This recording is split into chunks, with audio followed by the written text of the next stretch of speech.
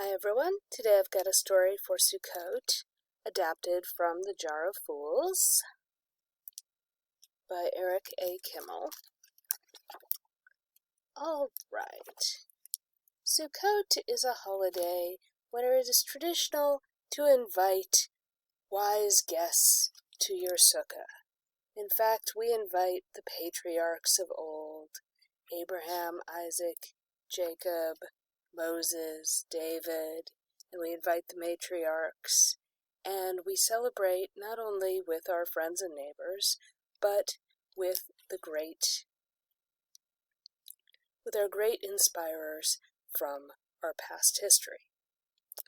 Well, the people of Chelm were wrangling over who to invite, and who in the town would be the best and the smartest, when a child, it's always a child, wandered into the room where his parents were hosting all the elders of Chelm, and they were all debating, and the child said, "But this is a town of fools."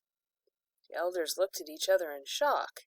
Everybody knew that this was the wisest of all towns. How could they be a town of fools? And was it true that everybody knew? What were they to do? They discussed and discussed. "Maybe the people are just jealous," one said. "Maybe we really are as wise as we think we are. But what if we're not?" another worried.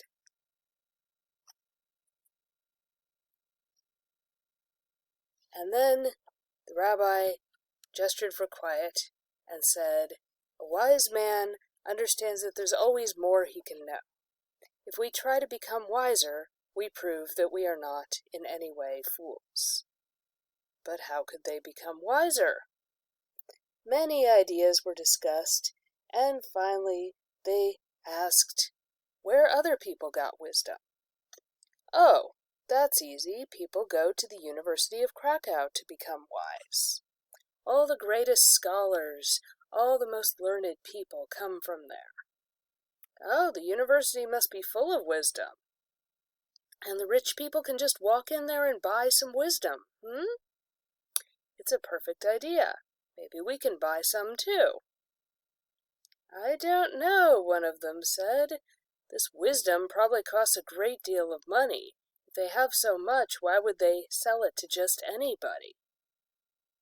Well, it was decided that they would empty the town treasury and take what money they could, and a few of the elders would go and try to buy some wisdom from the University of Krakow.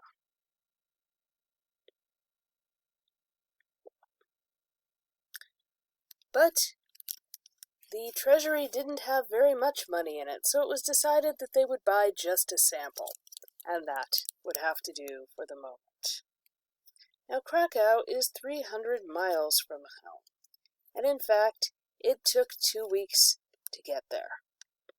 When they arrived, they asked where to find the university. "Oh, are you going to enroll?" a student asked. No, we don't have time for that. You see, we have heard that the university has all the wisdom in the land, and we, the people of Chelm, want to buy some wisdom."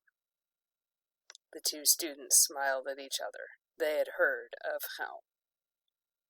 "Well, wisdom is very expensive," one of the students said. "How much money do you have?" 400 zlotys. "Well, that won't buy much, but I guess it could get you a little sample." "Oh, that's all we want." "A small sample will be fine." "Wonderful. Wait right here. We'll get the wisdom for you." So the two students hurried off to the stable next door, and took a small box that had once contained snuff from one of their pockets and used it to snatch up a little horsefly as it was zooming around, and they shut it up in the box, and then they tied the box tight with a piece of string. "Here's your wisdom." 400 zlotys. It didn't buy us very much." "Oh, no, you won't be disappointed," said one of the students. don't open the box till you get all the way back to Chelm, said the other. And off they went. This sounds like good wisdom, one said to the other. I can hear it buzzing. It's the same sound our rabbi makes when he's studying the holy books. This must be very great wisdom indeed. Oh, wow. The other held the matchbox to his ear. I can hear it too. Wonder what this Krakow wisdom looks like. Wait, we promised we wouldn't open the box till we got back to Chelm. A little peek won't hurt. He opened the box and unwound the string, and the housefly flew out and hit him in the eye. Ow! He yelled, and he slapped himself hard, and that was the end of the wisdom. Now you've done it, you smashed our wisdom. Looks like a smashed fly. I never thought flies were very clever. In Chelm they don't seem very smart. Maybe in Krakow they're different. We'll never know now, our wisdom is gone. It's not. When I smashed it like this, some of it must have gone into my eye and into my head. I can feel myself getting smarter. All right. What are you thinking with your new wisdom? I am now so wise that I believe we should have listened to the students and not opened the box on the trip. Well, done is done, but we learned something. Apparently it worked. With just a small sample even, we should go back and buy some more. The pair agreed and went back to Chelm and reported that the wisdom in the University of Krakow was so great that in fact it required a great deal of wisdom just to carry it from place to place. We must get more, the elders agreed and counted out 800 zlotys and told him to go back and get twice as much wisdom. So back they went, and what do you know, outside the university, they bumped into the same two students. Did you like the wisdom? The students asked. Oh, yes. We want to buy twice as much this time. The students smiled. Perfect. We'll get you the best we can. Off they went, and this time they got a mouse and put it in the box, and even added a little grain and water for it. And they tied the box, once again with a string, and handed it over, and warned them not to open it until they got home. This sounds like good wisdom. It's squeaking like the door to our rabbi's library. Do you know how much wisdom is in the rabbi's library?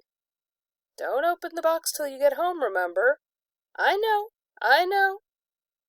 Fievel smiled. I'm much smarter now. So back they went to see this new wisdom, and Fievel opened up the string and opened the box, and a mouse jumped out, and before they could do anything, the house cat grabbed the mouse and ate it. The people of Chelm were horrified. You wicked, wicked cat! You've eaten all our wisdom! You didn't pay for it! Give it back! Give it back right now! The cat ignored them and licked its paws. I'll get our wisdom back, said Fievel. He tried to grab the cat, but the cat slipped through his hands and ran straight out the door. The people of Chelm chased it round and round the town hall, and the cat climbed up the side of the house and up onto the roof. Well, now what? Asked the people of Chelm, eyeing the very high roof. Said Fievel, the cat thinks it can outwit us because it swallowed all this wisdom, but I have wisdom in my head too, and I will beat the cat. How? Set fire to the building. That will scare her into coming down. Fievel is right, shouted the people of Chelm, and they took torches, and they lit the town hall on fire. And as it burst into flames, the cat indeed leaped to the next building, the bakery. Now what? Burn the bakery, said Fievel, and the people of Chelm set fire to the bakery. The cat ran to the butcher's shop roof, and what do you know, the people of Chelm decided to burn that one down too. The cat leaped from roof to roof to roof, and the people of Chelm pursued, burning and burning, until the entire town was ablaze. The people of Chelm stared in horror. "What have we done?" they asked Fievel. Fievel sighed. "I made a mistake. I should have known I couldn't outsmart the cat. I only have 400 zlotys of wisdom in my head, and the cat swallowed 800. She must be the cleverest cat in the world, and she has indeed made fools of all of us." The elders of Chelm thought it over, and Gipple said, but there's still something to be gained here. The cat has outsmarted the town with only 800 zlotys of wisdom. I say we gather up all the money we can and buy enough money for everyone. This time we'll be able to handle it properly. We won't let the cat swallow it. We will be the greatest geniuses around. So they loaded them up with 28,000 zlotys, and off they went. And this time they brought a wagon that they could fill with enough wisdom for everybody. What do you know? Our two heroes met the students once more. "Here for more wisdom?" the students asked. "Yes," said Fievel. "This time we want enough for everybody in Chelm, and we have 28,000 zlotys. That's a lot of wisdom. It may take a while for us to gather it." "Oh, we'll wait." The students ran to the fish market and bought a barrel of spoiled herring, and brought this back. "Ooh, this wisdom smells terrible," said Fievel. "Are you sure it isn't spoiled?" "Oh, the best wisdom always smells like ripe cheese," said the students. So they exchanged the money. "Don't open the barrel till you get back to Chelm." Men agreed. "Oh, we're not opening this barrel." And off they went. "Ooh, what smells?" the elders asked when they finally returned. "It's the smell of wisdom. We bought a whole barrel full in Krakow."